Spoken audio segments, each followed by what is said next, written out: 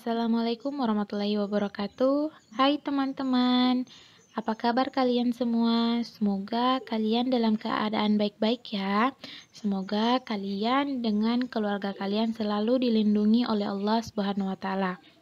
Oke, kembali lagi bersama kami kelompok 1 dengan materi kondisi geologi, mata kuliah Geologi dan Geomorfologi Indonesia.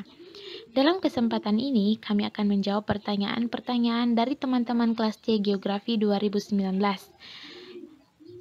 Baiklah, langsung saja dengarkan secara seksama. Baiklah, saya Rahmiatia Muhammad akan menjawab pertanyaan dari Satriani. Yang pertanyaannya ialah, jelaskan dampak positif maupun negatif dari gempa bumi terhadap manusia dan alam. Seperti yang telah diketahui bahwa gempa bumi ini memiliki dampak negatif ataupun dampak positif bagi manusia dan juga alam. Dampak negatif gempa bumi ini adalah yang pertama, manusia dan hewan meninggal. Karena akibat dari letusan gunung berapi, ada sebagian manusia dan hewan yang tidak sempat melarikan diri akibat kecepatan awan panas yang datang tiba-tiba dari gas beracun. Yang kedua, pencemaran udara. Ketika gunung meletus, dampak yang dirasakan hingga ke negeri lain ataupun daerah lain ialah pencemaran udara. Gas yang disemburkan dari dalam perut bumi mengandung zat yang berbahaya seperti karbon dioksida dan nitrogen dioksida. Yang ketiga, kebakaran hutan. Salah satu penyebab kebakaran hutan ialah magma yang keluar dari gunung menjadi lava. Nah, suhu yang begitu panas mampu membakar hutan yang dilewatinya. Yang keempat, ada awan panas. Kecepatan awan panas yang berwarna seperti awan gelap ini mampu menewaskan semua makhluk hidup yang dilewatinya. Dan yang terakhir ada hujan batuan pijar. Gunung meletus juga melontarkan batu pijar yang mengarah kemana saja dan sejauh mungkin. Batu pijar yang panas bisa membakar bangunan, hutan hingga bisa menewaskan.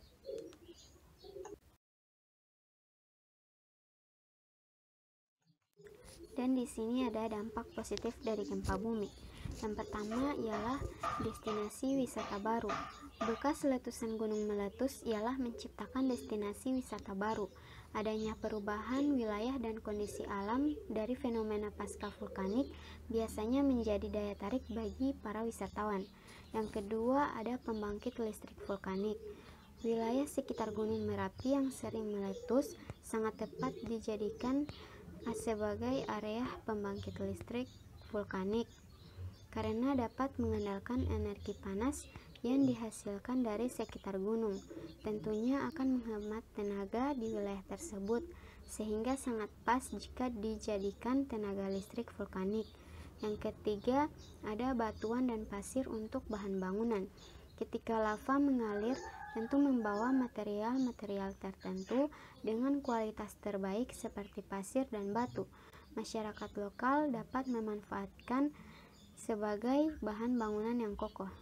Dan yang terakhir, ada kesuburan tanaman. Ketika gunung berapi meletus dan mengeluarkan abu vulkanik tersebut dapat menyuburkan tanah pertanian di sekitar sehingga dapat meningkatkan produksi pertanian penduduk. Baik, di sini saya akan menjawab pertanyaan dari saudara Muhammad Iksan, yang mana pertanyaannya, apa saja dampak positif yang diakibatkan oleh kondisi geologi Indonesia?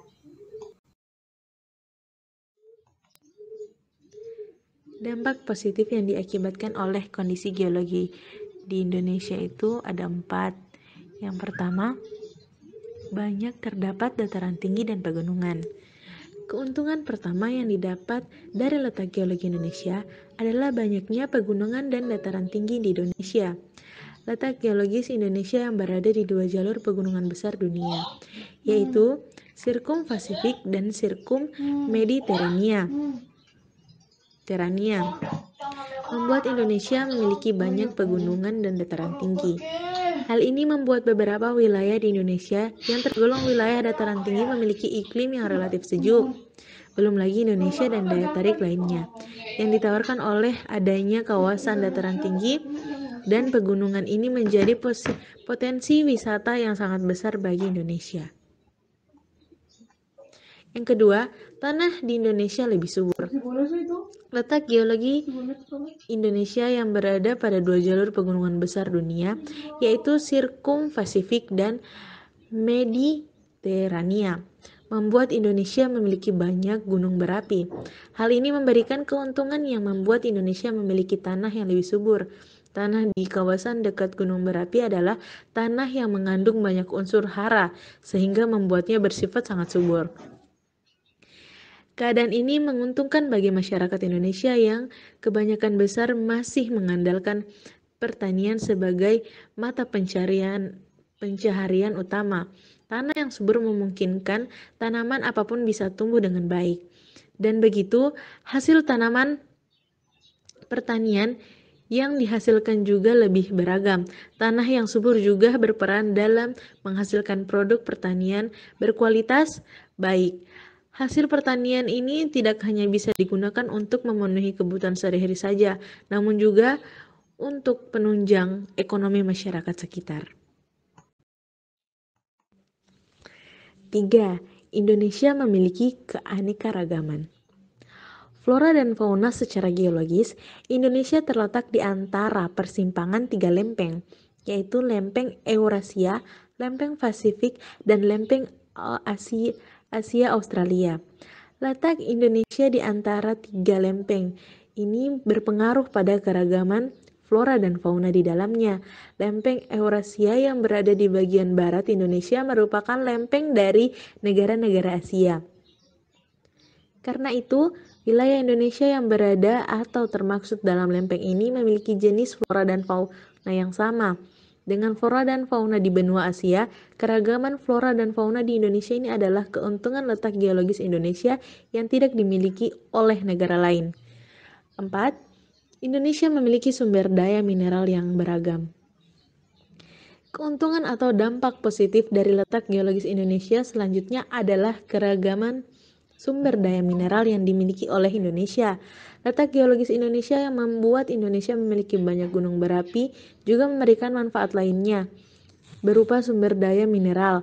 Keragaman sumber daya mineral ini juga disebabkan oleh letak Indonesia yang berada di antara tiga lempeng besar.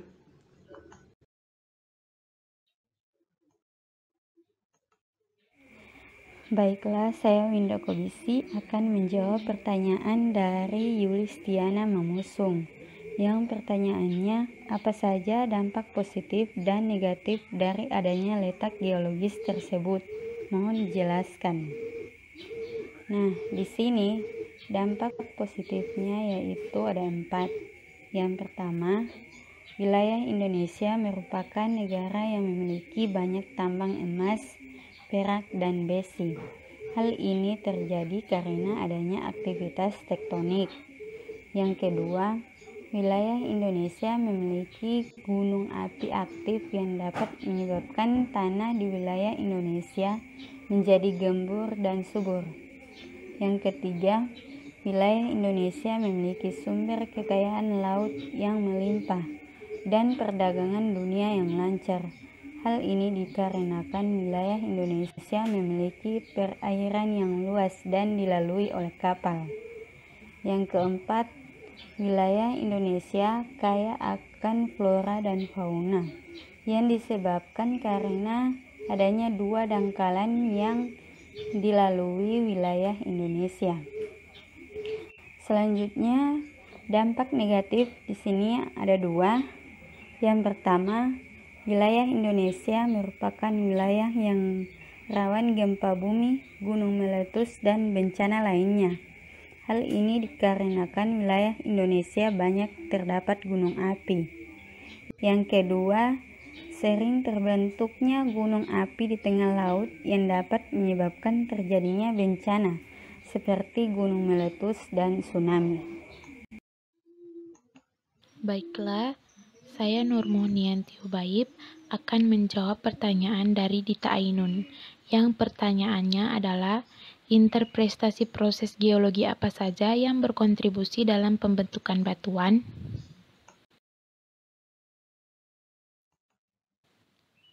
Proses yang terjadi baik di dalam bumi maupun yang terjadi di atas permukaan bumi. Gaya yang bekerja di dalam bumi endogen menghasilkan gempa bumi dan aktivitas vulkanik. Sementara itu gaya eksternal eksogen menyebabkan terjadinya pelapukan, erosi, dan pembentukan bentang alam. Semua proses itu menyebabkan batuan memiliki ciri yang khusus. Karakteristik dan ciri khusus dari batuan itulah yang dipelajari oleh geologi. Dalam mempelajari ilmu kebumian, terutama geologi, diperlukan kegiatan luar ruangan untuk memperoleh data. Suatu studi geologi yang baik memang didasarkan oleh observasi dan percobaan yang dilakukan di lapangan. Pekerjaan lapangan tersebut kemudian didukung oleh percobaan laboratorium. Data lapangan dan laboratorium tersebut kemudian diolah melalui interpretasi dan rekonstruksi suatu model geologi.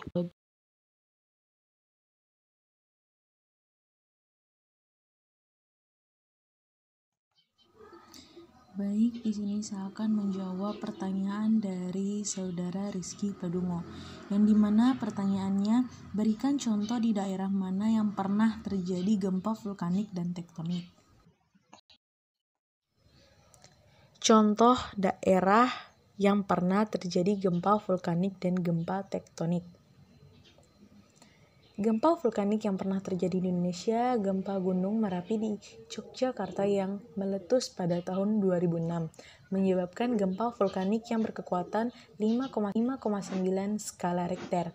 Gempa Gunung Sinabung di Sumatera Utara, gempa Gunung Anak Rakatau di Lampung, Selat Sunda, gempa Gunung Bromo di Jawa Timur pada 9 Januari 2016. Gempa tektonik yang pernah terjadi di Indonesia. Gempa Tual Maluku 1938, magnitudo 8,5 pada Selasa 1 Februari 1938. Indonesia diguncang gempa bumi berkekuatan 8,5 magnitudo di wilayah timur Indonesia. Tepatnya sekitar Laut Banda di Kepulauan Maluku. Puluhan rumah hancur dan ratusan warga terpaksa mengungsi lantaran sempat terjadi gelombang. Sebelumnya, saya mengucapkan banyak-banyak terima kasih kepada teman-teman yang sudah mau bertanya di kelompok 1. Baiklah, untuk teman-teman yang sudah bertanya, mohon disimak baik-baik ya jawabannya. Jika ada tanggapan, komen di bawah ya.